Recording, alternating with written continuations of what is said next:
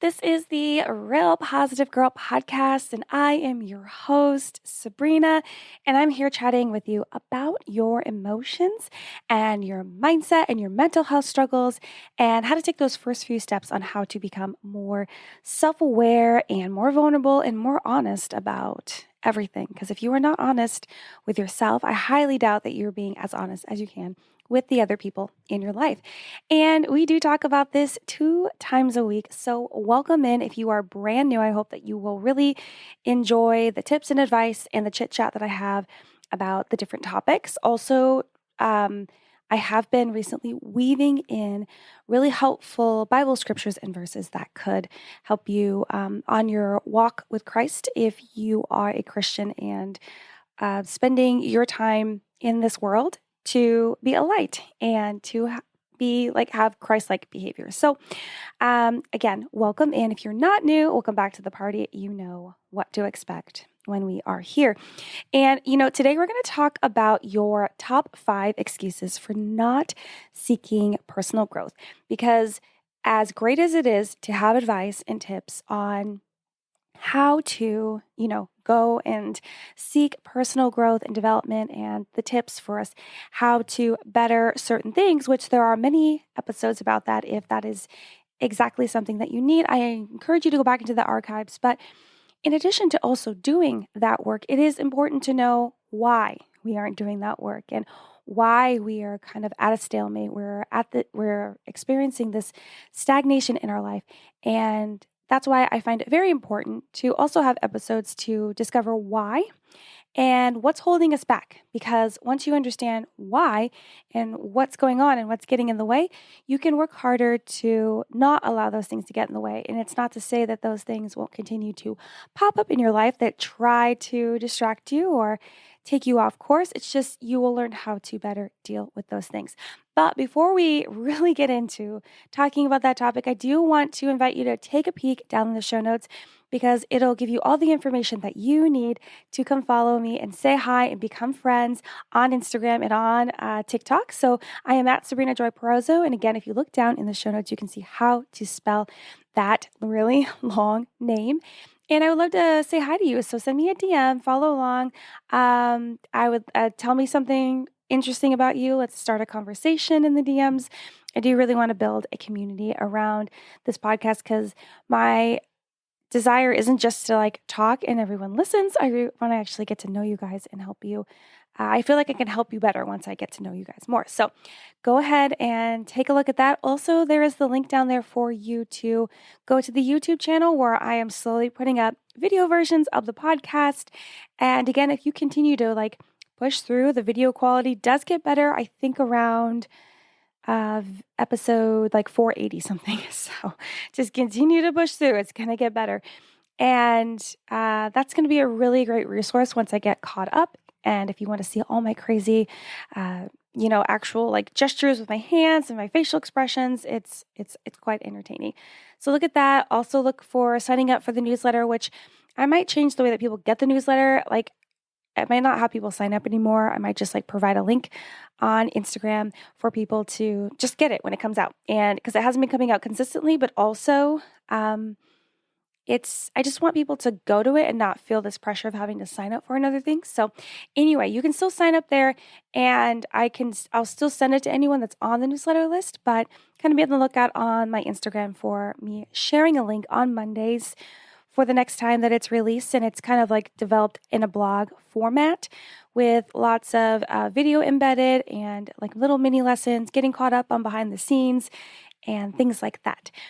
So yeah, just take a look in the show notes. There's way more things down there for you to take a peek at, but let's go and dial into actually what we are talking about today, which again is your top 5 excuses for not seeking personal growth. So there was a time that I would consider the excuses that I gave for not seeking personal growth. I would actually see them, or not just personal growth, but like anything in my life. If I was choosing not to do something in my life, I would often come up with a lot of excuses that I would see in my viewpoint, in my perspective, as reasons. But I was wrong. And I think a lot of us can get caught up in that and thinking that the reasons that we're giving are actually, we don't realize they're excuses. And then when we are called out for them being excuses, we get rather defensive. And it's because that we are so wrapped up in our own insecurity and these fears that we have that if anyone's challenging us and saying that our what we think our reasons are excuses, then we decide to put on this guilt and shame and want to try to cover up that we know that they're correct, but we don't want them to be correct because we're fearful of the repercussions and the consequences that will come with that knowledge getting out. And I lived with a victim mindset a lot on a lot of things for a long time, for quite some time, because I hadn't learned how to really become self-aware, which is why I talk about it so much now, because it is such a crucial part of really just being alive and understanding who you are and what you're all about and how you can take next steps to become your best self every single day. But yeah, I hadn't learned how to become self-aware and not allow the shame and guilt to crowd my mind so much that I couldn't bring myself to be responsible and accountable for my actions, meaning I was trying to, paint a pretty picture on my excuses by calling them reasons. And the excuses that I would often use, just to be completely honest and transparent, which I often am here, I would often be very manipulative. So that it would garner some sort of sympathy from like whoever I was speaking to, whoever I was needing to share my quote unquote reasons with, that were actually excuses.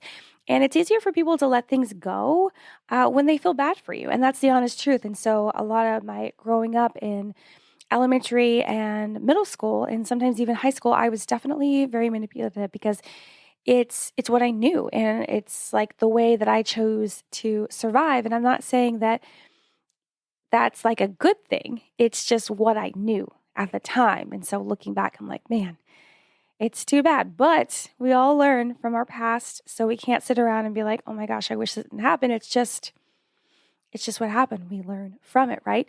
And so, how I sometimes, if you are not new here, how sometimes I will mention that I was really manipulative growing up. This is the kind of thing that I was talking about. It's like this is just like a blip on the whole scale of the things that I would be manipulative with because it was a way to keep myself safe and to get the things that I needed. And I would do my best to twist people's emotions to always be seen on top. I would. And, it's not the way to live at all whatsoever. But I'm telling you this because if you are currently living life like this or have lived life like this in the past and are fearful of people knowing that that's true, or, you are stuck under a pile of shame and guilt for all those things, I want you to know that you can be free from those things by just letting them go and allowing yourself to just learn from those things and not allow those things to hold you back because, yes, we have all done things that we regret and we shouldn't have done in the past that were really bad, but we have the power inside of us to not allow those things to hold us back, right? And even more so when we dedicate our life to Christ and are, living our life with Christ-like mindset and behaviors, He can also help us to no longer live our life in the past because our life is renewed through Him and realize that we were put here on this earth for a bigger purpose. And if we are continually seeking God and, doing His will and, really getting dialed into what our purpose is through Him, then we no longer have to worry about anything that happened in the past. Because if you read, I would say, almost any part of the Bible, you will realize that all the people that God used, they were busy or they did too much or they were troubled and they did a lot of things that they shouldn't have, but God still used those people because He knew that His forgiveness and freedom and wonderful glory could still be seen through these magnificent people that were still broken and kind of, I don't know what the word would be, kind of like labeled as people that did these terrible things. But, we can all be redeemed through Jesus. So it's just absolutely amazing. So I want you to know that, like, just because things have happened in the past does not mean that you can't move forward with a clean slate, with the ability to become an even better version of yourself and do even more than you thought you could, especially if you give your life to Christ. So I I I feel really bad that that's the way that I live my life, but I'm not going to allow that to hold me back. And you shouldn't allow anything that you've done in the past to hold you back from what your future could be. So, in regards to excuses that we allow to keep us back from seeking personal growth, we often will consider that our own excuses are reasons because we don't want to admit that we aren't doing what we know that we should be doing, or that what we're engaging in is actually a mistake, or that we need to admit that we made mistakes and that we failed, and that uh, we have to come to terms with maybe certain people in our life knowing this truth. But we don't want that to happen, right? Because a lot of people live life despite the fact that we consciously know that no one is perfect.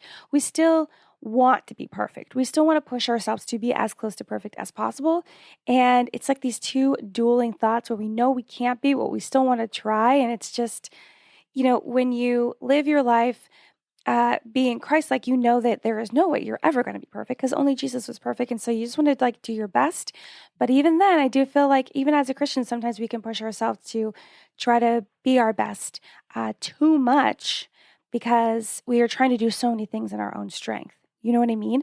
But we often just don't want to admit like the things that are going wrong or that we don't want to do. And it's the fear of admitting that we have flaws and that we are scared to do something or we're afraid to ask for help. And I have experienced all these things. It's probably, I feel like out of all of those things that I just listed, I think I fear asking for help the most because I used to live a life with a mindset that would show so much weakness, right? And you don't want to show someone weakness and give them a foothold and an opportunity to, say negative things about you or to look down on you or to think that you are less than they previously thought because you don't know how to do this thing that maybe they feel is very common or easy to do or easy to change in your life. You know what I mean? Because we get so caught up in what people think about us and how we are viewed by other people in our community, in the world in general. And it's a hard way to live life, to be honest. But, honestly, it doesn't really matter what you decided to tell yourself to mask the truth of all these things that you don't want people to know, because it's still an excuse that you're trying to pass off as a reason to avoid something that you need to just find the courage to face. And you might feel like this is very harsh of me to say that you just need to find the courage to face these really difficult things, but it's the truth. And if I spend a lot of time being so nice and soft and, very passively going about it, I don't think that would help you realize how important it is for you to just figure out a way to move straight forward and not have to go this winding path of slowly, passively understanding that what you need to do is just strap on that courage and push through those fears. It's obviously easier said than done, but it doesn't mean that you can't start figuring it out, right? And the quicker we find a way to get past the fears, the uncertainty, and the awkward feelings of asking people for help or dealing with other people's opinions, the better off that we will be, and we will be on to bigger and better things in our life, which is the most important. Again, becoming your best self every single day. And you can't do that if you are not working on even the most minute part of personal growth, like something so small. Maybe it's literally just when you start thinking about a past mistake and it's starting to take over your mind with the new opportunities that you are trying to become excited about and move into. And really it's just that minute detail of stopping yourself and being why am I allowing this thing of the past that I've already dealt with, that I already understand what happened and why and what it taught me? Why am I still allowing that thing to creep back in and, hold me captive from moving forward, So it's just so tough. The quicker that we are able to have the courage to move forward and push past those fears, the better that will be. And in talking about all this fear and needing courage and needing to continue to persevere and push through. In the book of Joshua, actually, God is raising up Joshua to take the lead now that Moses has passed away. And now he is going to be the new leader. And he's going to take them to go to the Jordan River. And so God is telling him several times to not be afraid. Don't be afraid, to believe that God has led him to this point and that God has his back. He is there. You have me. You're going to have the strength and the confidence that you need if you just have hope and believe in me, which Joshua did. And so God also reminds him to follow in the ways of Moses that Moses taught him, because these are the instructions that God gave to Moses, right? It's like passing that down, that knowledge. So basically, do what God tells you to do, and everything will turn out as it should. Absolutely. And so actually, if we read the book of Joshua, chapter 1, verse 9, it says, "This is my command. Be strong and courageous. Do not be afraid or discouraged, for the Lord your God is with you wherever you go." And it's true. He is there. And if you actually go and read the 8 verses before this verse 9 comes up, you'll notice that God actually says it 2 or 3 times, I can't remember, to tell him that he needs to be strong and he needs to be courageous and that it's going to be okay. And all he needs to do is just follow the instructions that Moses gave him and continue to believe in the Lord, and he's got it. He's going to be able to lead the people. He's going to be able to be this great leader that's the successor of Moses, and it's going to be fine. And honestly, I think the point of God saying that multiple times to him is it needed to be said. It's I'm just going to reassure you right now that it's going to be fine. You're going to have the strength and courage that you need. So just, strap in and let's do this. Let's do this thing. And, sometimes we think that since we have gotten away with doing nothing, basically just wasting our life away. Not that's dramatic, but you know what I mean. We've just gotten away with not working on ourselves for so long that it no longer matters to us. We're just oh, we've just kind of been living the same life for a certain period of time. Everything seems fine. Let's just continue to live it this way. And you've gotten comfortable, right? And you're stagnant, which is not a positive thing at all. It's we spend so much time trying to find those comfortable pockets in our life to live our life. But then we get there and then we realize that we get so comfortable that nothing else happens after that until we are either pushed out of that spot, or we finally realize that, oh, we need to keep going. This was only supposed to be a break, not let's put down roots and move in. Let's get a mortgage. No, this is more of let's pass through town and get some snacks and then be on our way. But we can get so desperate to find these places, these seasons of life, these events and these experiences that we go through. We just are so desperate to find a spot that just feels so comfortable that we get caught there. And we can't find our way out sometimes because we get so deep in that comfort and so stagnant. And then we continue to tell ourselves all of the excuses that I'm going to share with you today. And it's not good. And I want to bring that up because I want you to reflect and ask yourself, are you currently in a comfortable spot that might be a little too comfortable?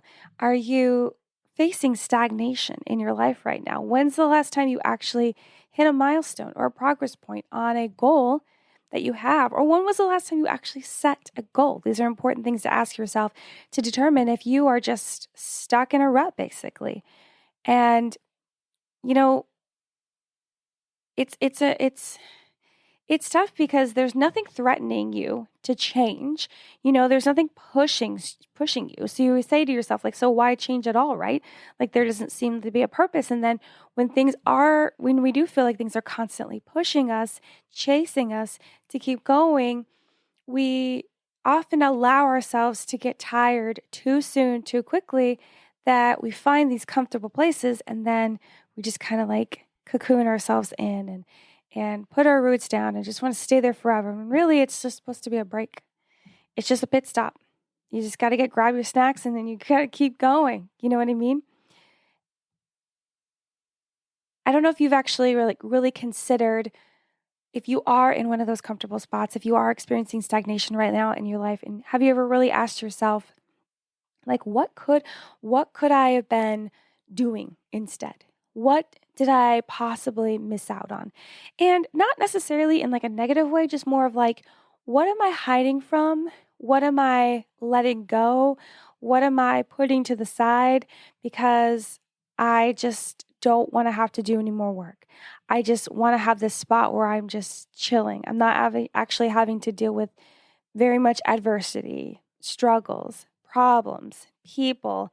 I can just live this boring old life that I've discovered in this place of feeling comfortable. But am I missing out on anything? Could life have been even better if I had just pushed myself? Maybe you haven't asked yourself those questions, or maybe you have. If you have, you're at least kind of on the track of like, oh man, I really should actually get going. I actually do need to leave this comfortable spot. But if you haven't, then you're probably like, why? No, why would I ask myself those questions if I'm so comfortable? And if you haven't, I hope that you start doing so. And I hope that no matter what season of life that you're in, that you ask yourself these questions. You ask yourself, okay, is what I'm doing what I should be doing? And am I focusing on the right things? And actually, I just did a podcast episode on that, talking about, are you focusing on the right things in your life? And so that'd probably be a really good one to listen to if that's like a question that you have. But you should be asking yourself questions all the time. And it's not that you're doubting yourself at all. It's really just kind of reflecting and really determining like this is what's going to happen. And often if you are a Christ follower, the best way to do this is actually to sit in prayer with God and ask him like, hey, am I doing what I'm supposed to be doing? Am I going the way that I need to go? And not in like a worry or anxiety kind of way, just more of like, God, am I doing things in your will? Am I going the right way? Am I seeking you in the way that I need to be? Am I spending enough time in my Bible? Am I spending enough time helping others? What do I need to do? What do I need to focus on? What do I need to stop focusing on? Those kind of things. And God can really like lead you and help you and speak to you and help you like realign the path that you need to be on if you've kind of strayed a little bit, which is fine because we all kind of get distracted. You know, I'll be like, oh my gosh, there's a cute dog. And you want to like go and make sure the dog's okay. And then you get off the path and you're like, oh my gosh, where am I? I'm in the middle of the woods. You don't know where you are and you need to like find your way back to the path that you were traveling on. But it's important that you know that if you stay too long in that comfort zone that you've kind of like just rooted yourself in, you might lack the experience and the abilities that you need to move on to the next season of life, which you're like, well, if I'm here in this comfort zone, I don't want to move on to the next season of life. And regardless of whether you want to move there or not, you're still going to like go into it, but it's going to be different than it like was anticipated to be if you had continued on the journey of working on yourself and getting those abilities and those skills and the experience that you need and like the next level in life that you were destined to ascend to. And, you know, God is going to be there to help you with everything. As I talk about all the time, he's always there, but you still have to do the work. You know, even Paul said in the New Testament that, you know, faith without works is dead, and we have to do the work. It's really important for us to do the work. We can't just sit back and then hope that like we're going to ask God for something and then it's just going to happen. We don't have to do anything. We still have to put in the time, the effort, our due diligence, and know that despite us doing those things, we know it's not through our strength still. It's just our obedience to do what we know we're supposed to do until God tells us explicitly what to do, and know that he is working through us to help us have the future and the dreams that are within his will for us to have. And so we can't just sit around and hope that things are in our life are going to happen and sit so comfortably and just wait for something to happen for us to know that that's when we need to keep going. We just need to keep going. We just need to keep doing the work. So actually, if you read in the book of Proverbs, chapter 13, verse 4, it says, "The soul of a lazy man desires and has nothing, but the soul of the diligent shall be made rich." And so the desire to have something, like have this future job, have a wife, a husband, kids, family, whatever it is, a home, new job, whatever it is, the desire to have all of those things is great, right? It's great, but it's only going to get you as far as your mind can take you. And as far as your mind can go, that's not enough to make it happen, right? You have to take the action. You have to really take the time to reflect on, okay, what would you need to do, and like create that plan, and then take the actually step out. Or you need to ask God, like, hey, okay, can you help me make a plan? Help me figure out what I need to do next, and then still take action.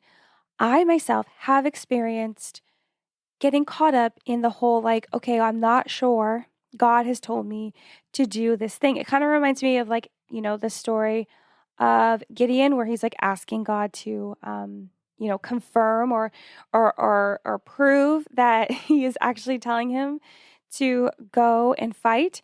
And he's like, well, I need you to like do this, and I need you to do that to prove to me that what you're saying is actually the Lord and all this stuff.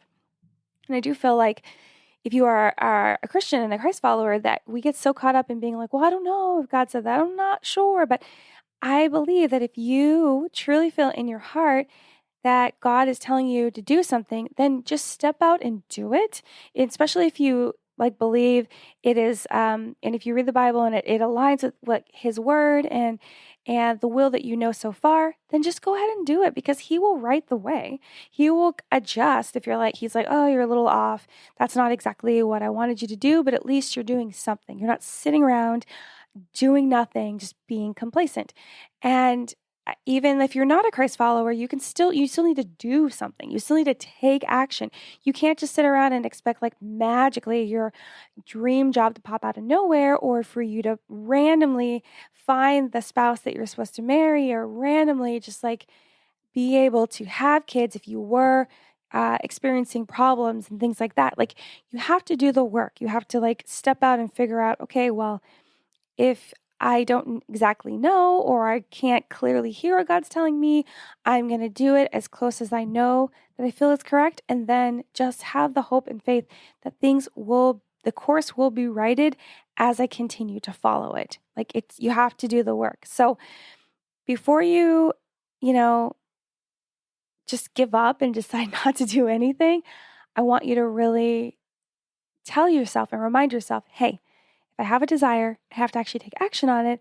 And hey, if I stay in this comfort zone too long, I might miss out on opportunities that I've been waiting for, but I decided to like be fearful of and just kind of like stay in my little zone, as opposed to stepping out and having faith that it's going to work out for the best.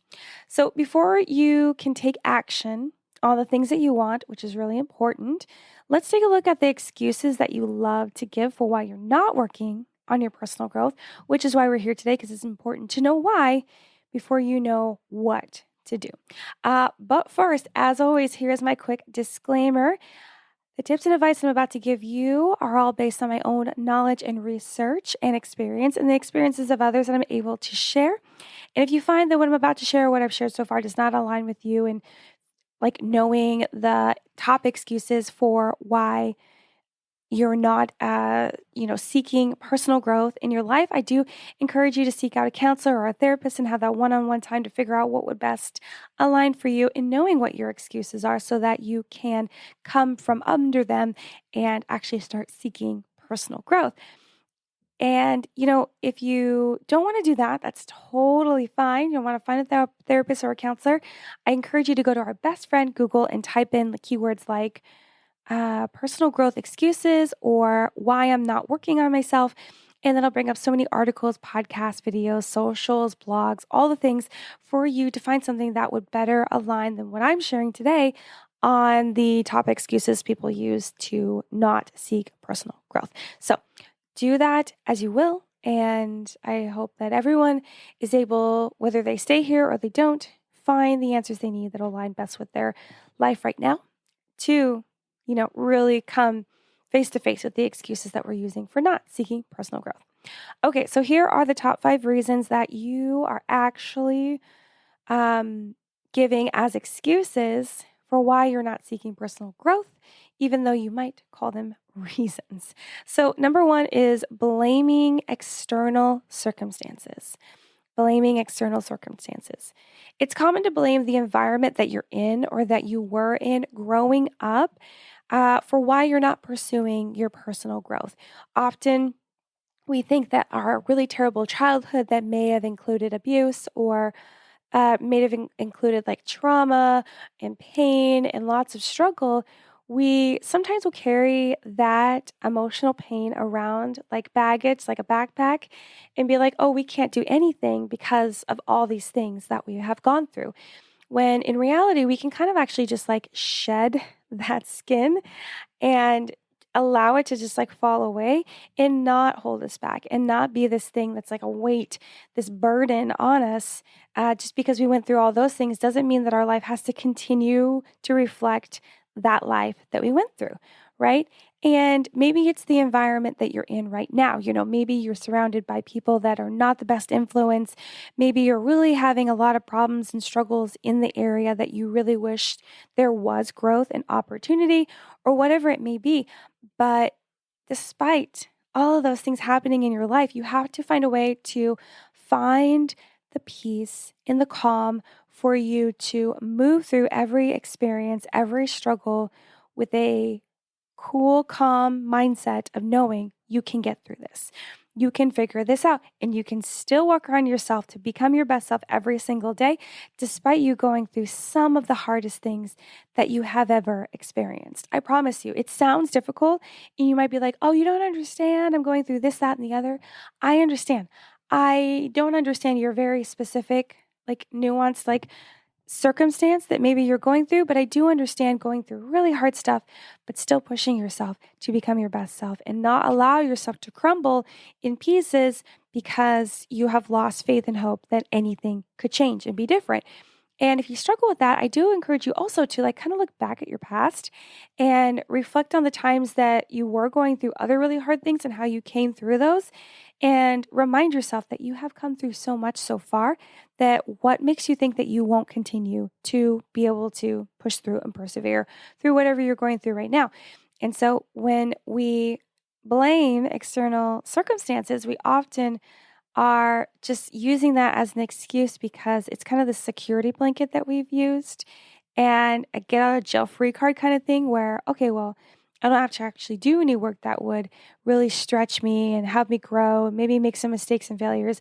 I can just be like, oh no, I'm scared under my little emotional blankie and I don't need to do anything, which isn't true. We can also blame. So in the mix of environment, we can also blame other people in our life and, claim that they're like getting in the way of us seeking personal growth and making progress. And yes, maybe there are people in your life. Maybe it's even like your spouse or your partner that doesn't want you to pursue this side hustle or doesn't want you to want to change your life and read the Bible and seek Christ, or they don't want you to save money so that you guys can go on a trip or start saving for a house or whatever. Maybe they are like actually trying to get in your way and you're like, no, I want to grow in these things. I want to understand these things. I want to have this goal. And they're like, no, you still need to like do what you can. Maybe you will use some critical thinking and problem solving to find another way to save money for a house in the future so you don't feel like you're getting behind on that goal or dream. And maybe they are really against you reading the Bible for whatever reason, and you find another opportunity for you to do it, or maybe you find a way to do it on like an electronic device so they don't necessarily see you do it and it's not this big drama. And it's like whatever you're going for, whatever you're trying to do, and you do truly feel like people are getting your way of personal growth and going after goals and setting goals and figuring things out in your life, there's always another way around. And if you can't figure out another way, I do encourage you to reach out to someone, ask for help so that you can do and accomplish the things that you want to do in your life. There's just this idea that these things and many other examples will like get in the way of like possible progress when in reality we can overcome and move past our external circumstances and not allow those things to drag us down if we choose to, but we have to choose to. Number 2 is lack of motivation. I used to be that person that's like, oh, I need motivation to do all the things until I really understand the benefit and the need of discipline.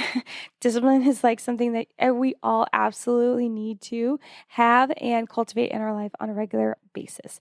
So instead of developing discipline, we often lean on motivation to always be there to pick us up and keep us going. So instead of, actually putting in the time and the effort and the practice to be disciplined, to continue to move forward, to continue to like go after our goals and our dreams and to keep pushing even when we're like stuck in the mud, we can just continue to move forward. No, instead of doing all of those great things, we want to sit around and wait for inspiration and motivation to just hit us and then do those things, which is not something that you can rely on at all whatsoever. It is very finicky, and we need to know that motivation is not something that's going to be your bestie. It's going to be like the most flaky friend that you have in the entire world.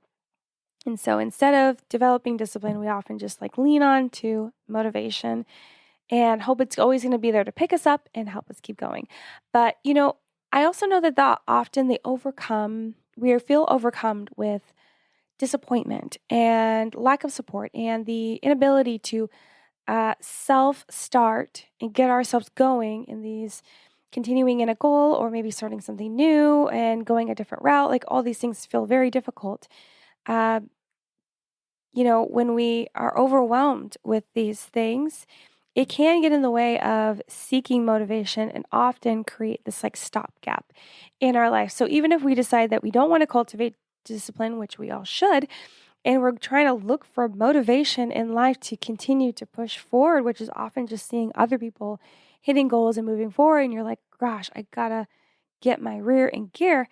But when we're so discouraged and we don't have support in our life for what we're trying to do, then we often will just like not accomplish anything. We'll just end up getting stuck where we are, or even like, reverting backwards to things we used to do that we should not do anymore because we're just we're so down in the dumps. We're so negative on the outcome that we feel could happen when we actually take action and do the thing that we're supposed to do. And on top of that, it could also be like the lack of motivation could also be the lack of purpose that someone feels that they have in this world. I was that person for the longest time. I'm still trying to figure out like what my true purpose in life is, but I know that God is leading me and sharing with me the things that I need to know to, fulfill do his will in that whole thing. But there was a time where I was just like, oh my gosh, I don't know what I'm supposed to do. And then I thought I knew what I was supposed to do, and then it changed. And then I thought I knew what I was supposed to do, and then it changed. And it's just like continue to bounce around and be so unsure. And so maybe you really relate with that.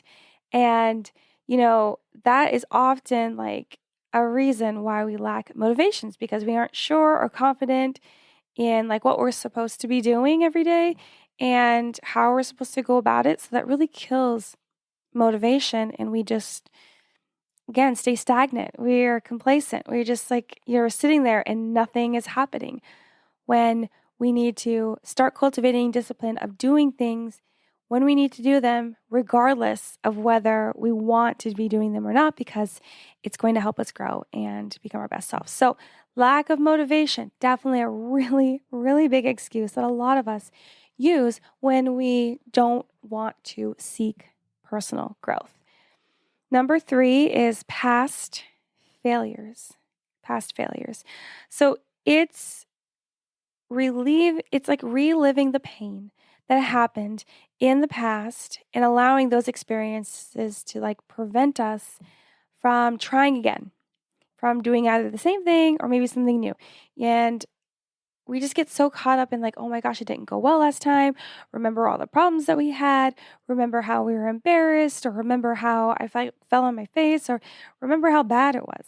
And you get so caught up in those past memories and maybe even thinking about them so much that they feel like they're current memories and like it just happened, even if it happened years ago or months ago, you're still like, oh no, I can't do it. Like I failed so much. And in reality, you probably didn't fail that much. And you have to know that you probably failed more than a lot of the biggest inventors in the world.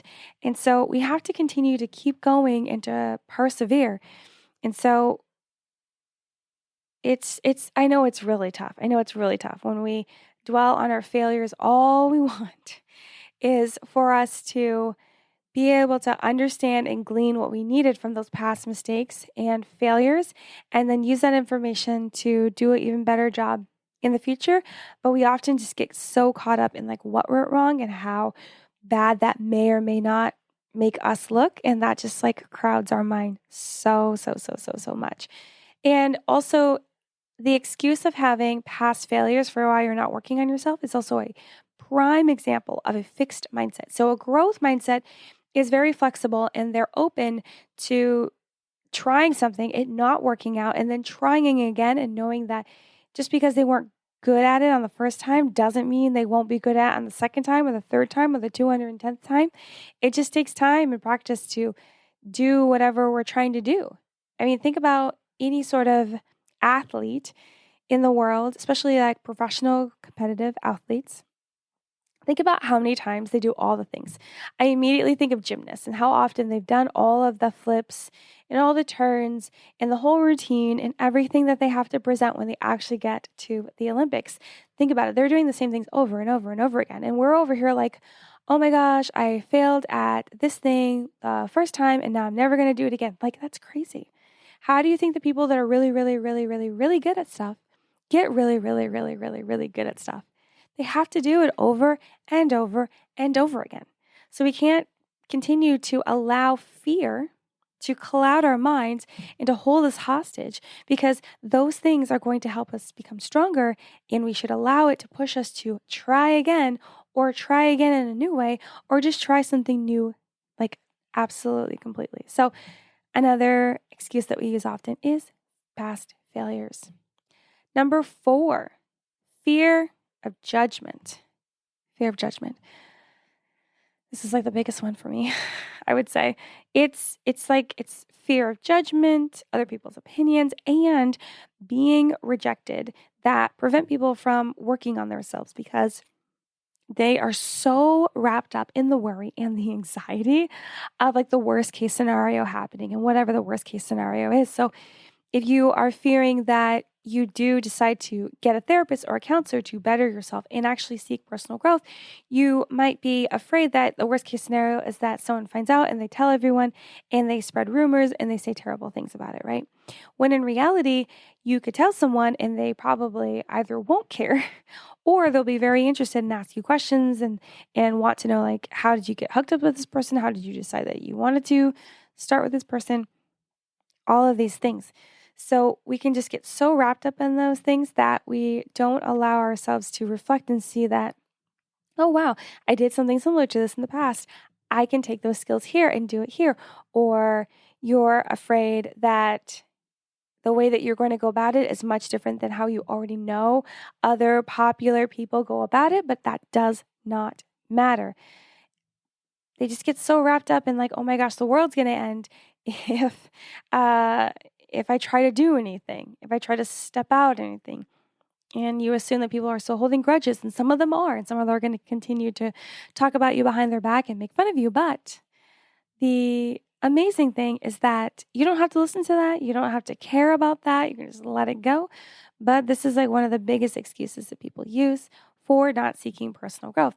And the possibility of not meeting like this societal expectation with whatever we're doing to become our best self can really hit hard, And when we get caught up in, what others think about us, it really dictates what we do and like what we don't do, because we don't allow ourselves to do the things that we have been chastised for before, made fun of, and something that's really similar to that, we're like, no, we can't do that, when really we need to try again.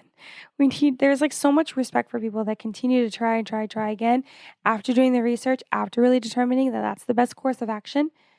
You got to keep going with it. You can't expect to try it 3, 4, 5 times and it work. You got to keep going, keep trying. You have to.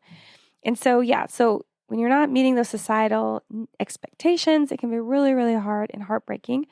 And, we are allowing ourselves to be held captive by the words of others. by the words of others, as if their opinion matters. And it does say in the Bible a lot that it's important for us to get along with our neighbor and to listen to their advice when it's applicable. But I think that we don't realize that that's where the line is. That's where the boundary is when it's applicable. If it's not applicable, then don't do it. Don't follow their advice. Don't even consider it. Just be grateful. Hey, thanks. Thank you for providing your advice, but I don't need it. It's totally fine. And just kind of move on. But we don't. We feel like we have to follow everyone's advice because they've done it before. They say they're the best or whatever comes up in your mind or from someone else. When really we have the power to make those decisions and be like, no, I don't have to worry about any of this. I'm just going to do what I was told to do, and it's going to be fantastic. Let me read you a couple verses that will really help you with the fear of judgment and really worrying about being a people pleaser and what people say about you. So the first one is in the book of Proverbs, chapter 29, verse 25, and it says, fearing people is a dangerous trap, but trusting the Lord means safety.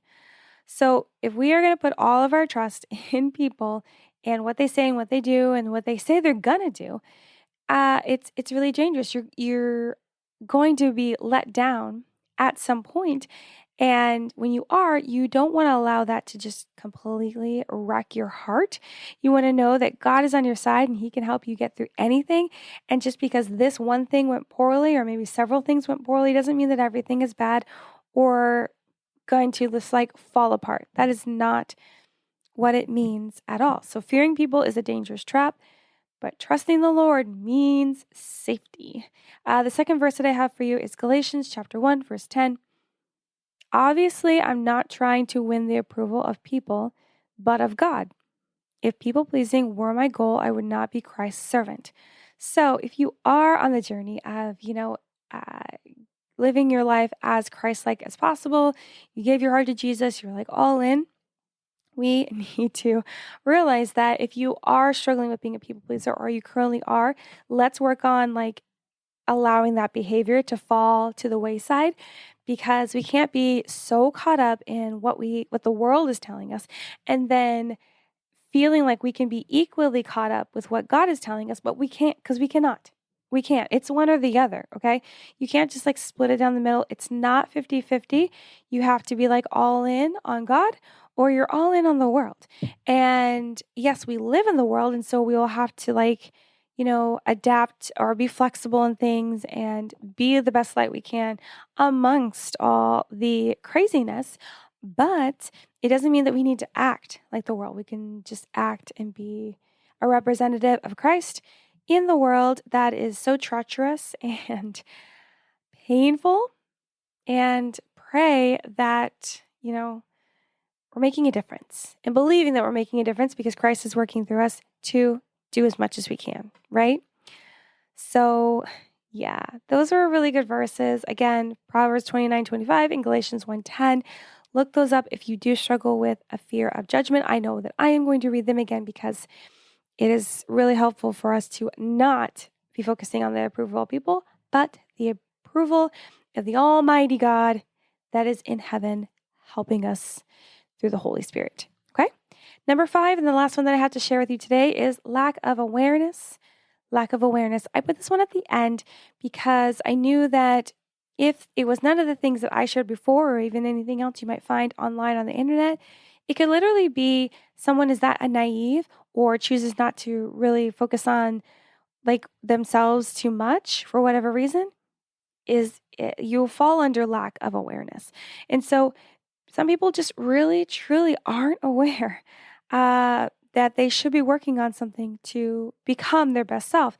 Again, I feel like that's also another way that people fall into that comfortable place, that little comfortable pit of despair where, well, it's that's a different thing. But I do feel like when you're in the comfort zone, you can experience a pit of despair more often than you want. But when you're in the comfort zone and you're just chilling and you're waiting there, it's you're camping out, putting down roots, when really you should just be passing by to get your snack. It's just this travel lodge gas station place. You're supposed to just stop, refuel, get some snacks, and get back on the road. But we get so caught up in our comfort zone that everything feels great. So it feels like we don't have to do anything. We don't have to really think about our emotions. We don't have to continue to be diligent in the practices that we are doing currently, and we just kind of like let it all go. And so maybe you are experiencing a lack of awareness of not understanding what's happening, how you're feeling about that, what's the reaction or the response, and being able to regulate those emotions.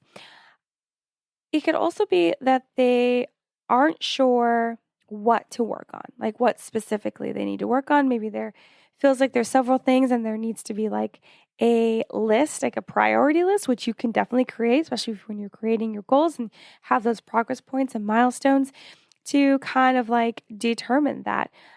But yeah, some people just aren't sure because they're not sure what they should be working on and how to understand their emotions and all those things. And if you can't pin down what you should work on, often, people don't do anything. And so if you can't like clearly see something that needs to change, something that needs to shift, of course you're going to be like, oh no, I'm great.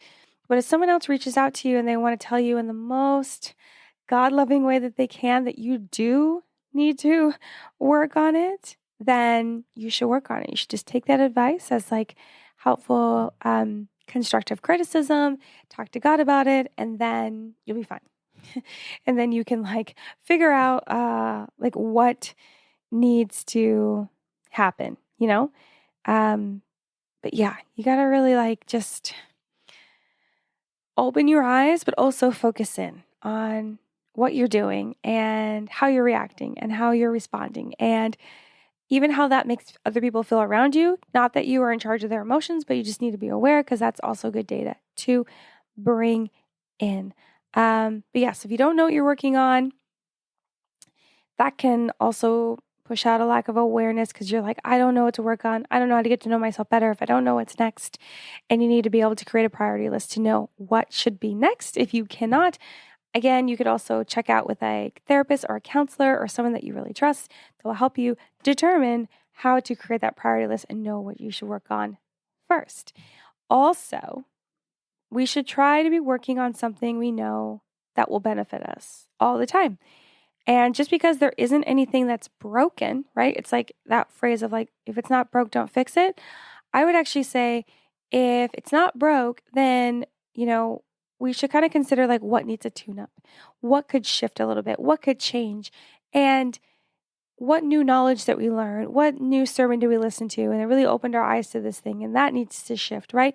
So I feel like that there always could be something that you're shifting, that you're moving, that's changing just a little bit, and it'll help with your flexibility and your patience and your ability to just continue to persevere through days of work that are different because of these changes. Then you're going to be great. You're going to be Gucci, as my daughter and all the kids say. You're going to be great. You're going to be fine. So we just need to realize that even though life seems dandy, even though we're living in our comfort zone is the best life ever, we need to realize that there's always something that we can be working on just a little bit to continue to become our best selves every single day. But that's it. That's all 5 that I have to share with you today on the top 5 reasons. We think they're reasons, but they're actually excuses for why we're not seeking personal growth. So thank you so much for listening to the Real Positive Girl podcast, again with me, Sabrina. And thank you for listening, downloading, sharing. I pray that you continue to do so. Do not forget to check the show notes below for all the details and everything you need to sign up for the newsletter, to send me a DM, to send me an email. That's down there too. Check out the YouTube channel, all the things. But until next time, have a good one, and I'll see y'all next time. Bye.